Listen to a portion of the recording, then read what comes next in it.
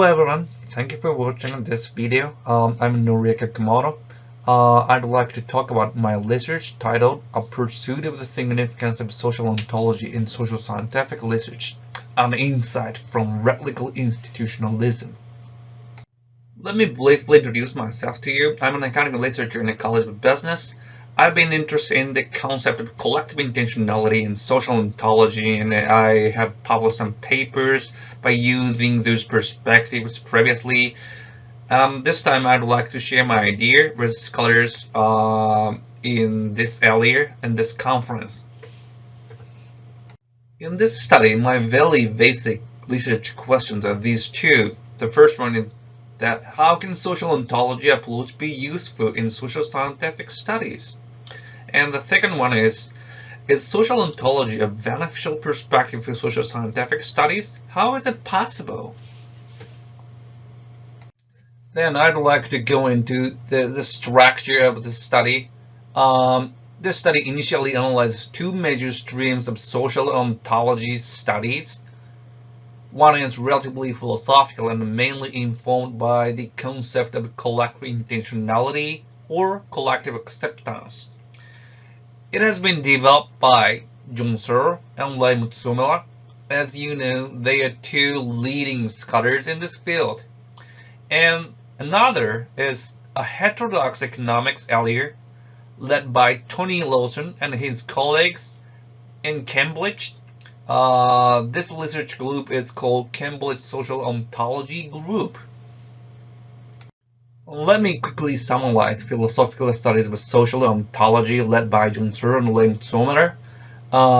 According to Thirdian theory, main building blocks are status functions, collective intentionality, and constitutive rules.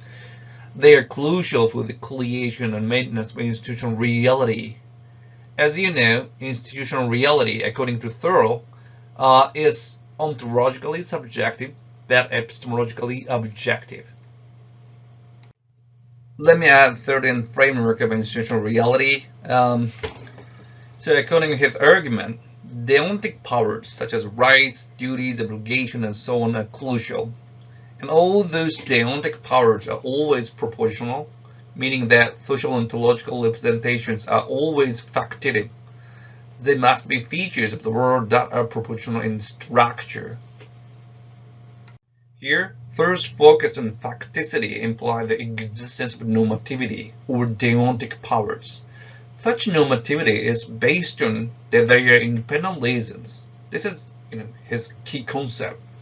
According to his argument, institutional facts are the glue that holds human civilization together because they provide us with reasons for action that are independent of our inclination.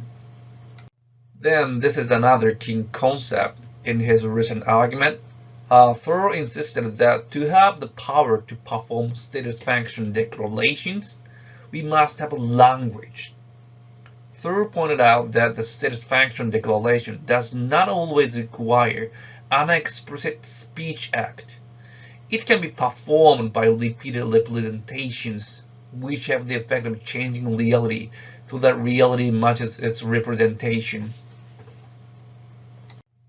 Then, based on the brief summary, according to the recent analysis of social reality by John Searle, the process of propositional linguistic representations is declared in various forms, and it provides status functions. Then let me move on to another social ontology approach in heterodox economics, led by Tony Lawson and his colleagues.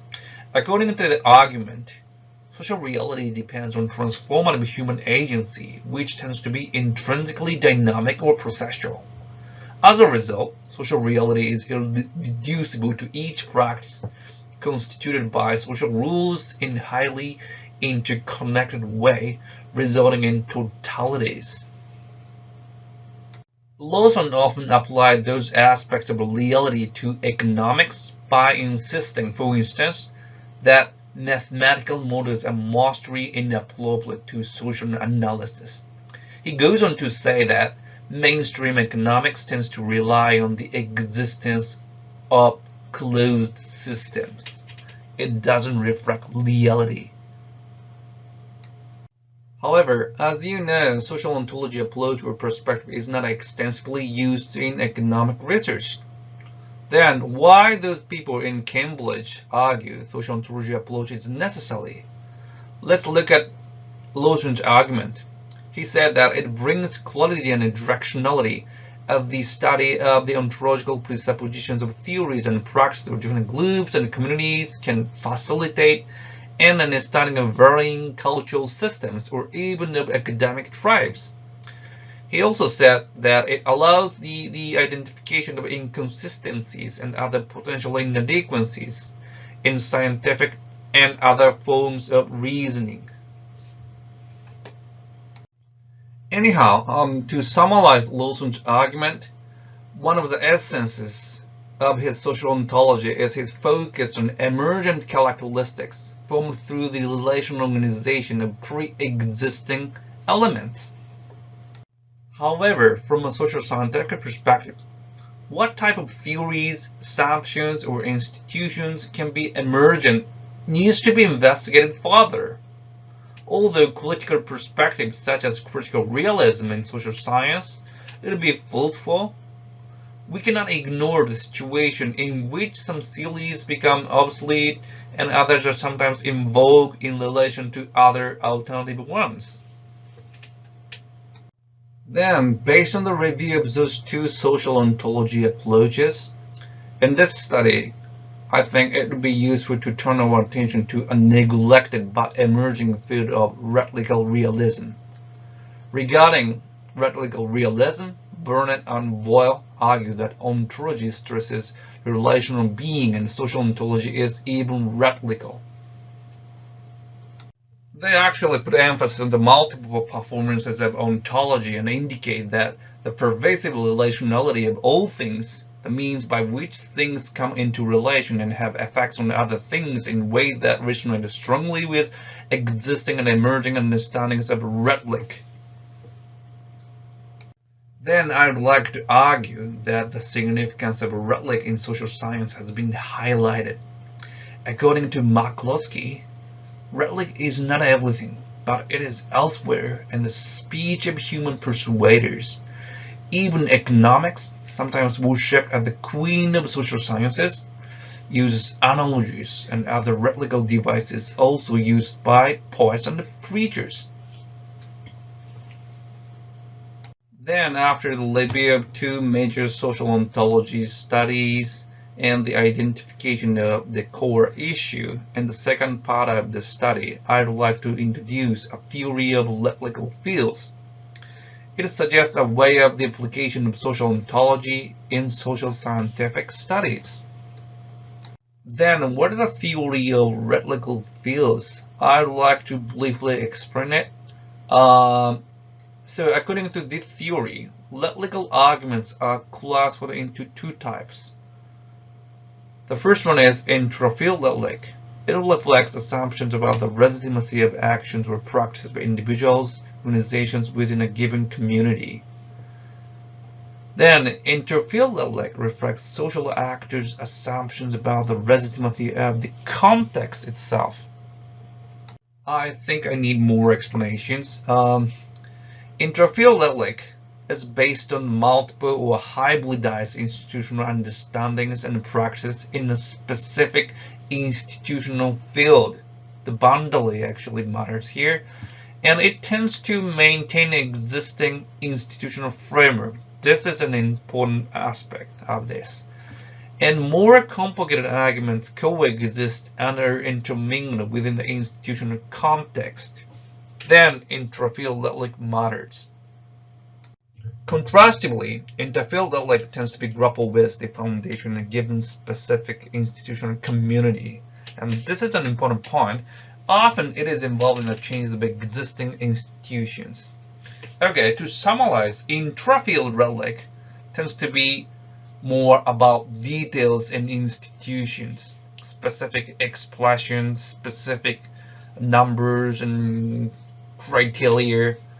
However, Entrophyla rhetoric deals with the institution itself, if it's necessary or not. Then let me move on to the third part of this study. In this section, I would like to rely on different theoretical arguments and suggest highlighting Entrophyla with the social ontology perspective. It is supported by several arguments by Kuhn, Gadamer, and Solos. Then I would like to go through their arguments. Then firstly, according to Kuhn, paradigm is an accepted model or pattern in a specific research community, and the successive transition from one paradigm to another via revolution is the usual development pattern of mature science. Here, I'd like to argue that researchers in a specific community tend to grapple with its introphylic in a relatively narrow field, which is more or less due to the influences of paradigm. Social scientists focus more on introphylic as they work from models acquired through education and through subsequent exposure to the literature, often without quite knowing or needing to know what characteristics have given these models the status of community paradigms. Next, according to Gadamer, a horizon is not a rigid boundary, but something that moves with one and invites one to further. In a conversation, when we have discovered the other person's standpoint and horizon, his ideas become intelligible without our necessarily having to agree with him. Okay, I do think that this kind of fusion of horizons can be done with interfered Redlich. Finally, George Soros suggests the human uncertainty principle in social science. Okay, it consists of the principle of fallibility and the principle of reflexivity. And he argued that human beings always make mistakes, and those mistakes change reality in society. Then we need to adapt those frequent changes or mistakes by considering interferolic with the background of social ontology. Then finally, in the fourth part of this study, the theory of Redlich field is applied to a case of corporate income in the area of accounting, as my specialty is accounting. Okay, then let me tell you the situation in accounting.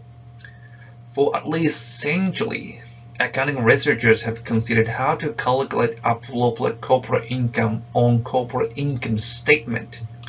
Income statement is one of the financial statements that listed corporations have to publish every year.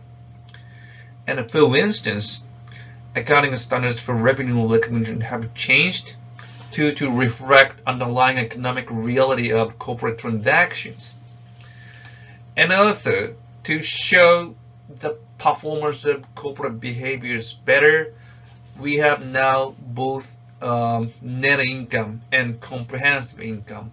They are different, but the calculation is a bit complicated. And I'd like to say here that these logics and reasons and institutions or discussions, they are mostly intrafield relic. Okay. Then let me tell you recent movements in this area.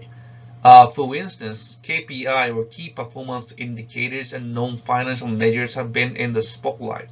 More and more corporations have indicated their own KPIs and non-financial information to other stakeholders. And this is also a popular trend. Social impacts have been measured by researchers, think tanks, and others. And stakeholders would like to know corporate social impacts. I think these are movements from the side of interferolic. Then this movement is shaking the foundation of traditional corporate income on the income statement. Based on the case study, I would like to summarize the findings and the arguments on this slide. Firstly, researchers who are informed by social ontology can point out a shift like this in this specific area by highlighting the development of Redlich. And secondly, Entrophyla tends to take something social into account, and it coincides with the essences of social ontology, I believe. Then finally, I'd like to conclude my presentation by saying this. First, social ontology studies can further develop by introducing rhetorical perspectives, such as rhetorical realism, rhetorical institutionalism. Secondly, the theory of rhetorical fields that are used in this study, introfield Redlich, is a useful tool to analyze social matters or institutions. And finally, a correlation between social science and social ontology with rhetorical perspective can be a fruitful research area. That's what I want to say in this presentation. Thank you for your attention. I really appreciate it, and I would like to have feedback from you. Thanks.